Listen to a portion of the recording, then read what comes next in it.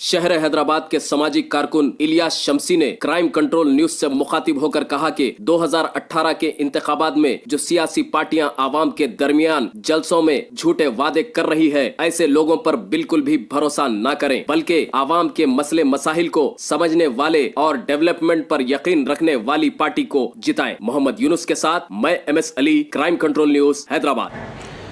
तेलंगाना में इलेक्शन का मौसम है और इस इलेक्शन के मौसम में मुख्तलिफ़ सियासी पार्टियां आपके पास आ रही हैं कि हर कोई वोट मांग रहा है। जो MLA रह चुका है वो भी वोट मांग रहा है और जो नए उम्मीदवार है वो भी वोट मांग रहे हैं। इस सिलसिले में चंद बातें इस चैनल के ज़रिए आपसे गोशे गुजार करवानी थी कि जज्बाती तकरीरों या फिर लोगों के झूठे वादों पर वोट का इस्तेमाल मत कीजिए, बल्कि वोट का इस्तेमाल इस बुनियाद पर कीजिए कि आपके यहाँ डेवलपमेंट कितना हुआ है और डेवलपमेंट कितना होने के चांसेस है।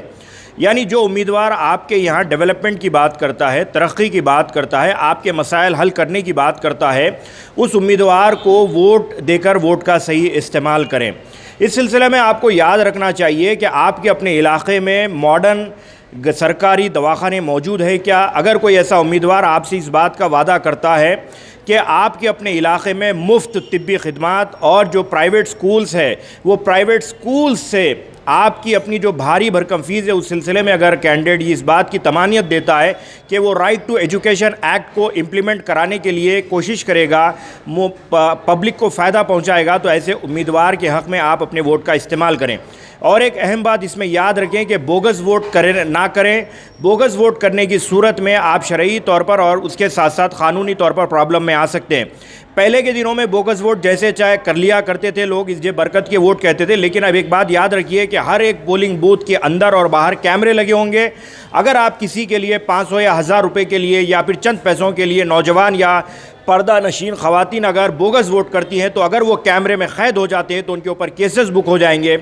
एक बार केसेस बुक होने के बाद फिर आपके पासपोर्ट का मसला होगा, बाहर जाने का मसला होगा, बहुत सारे परेशानियां आपको आएंगी।